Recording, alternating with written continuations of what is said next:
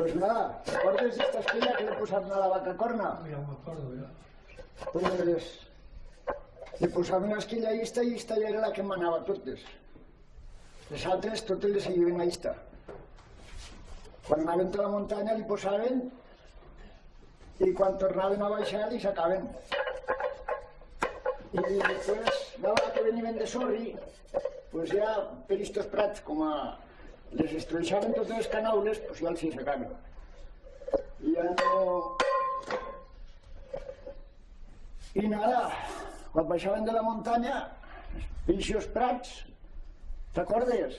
Quan se mos escapaven a Vilanova.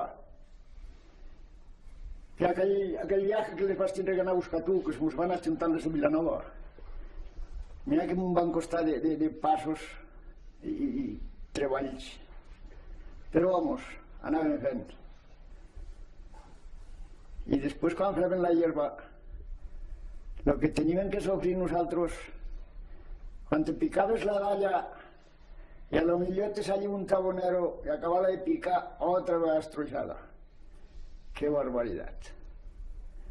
Tu la picaves molt bé, la dalla, però jo no en era un zampatortas, a picar la dalla.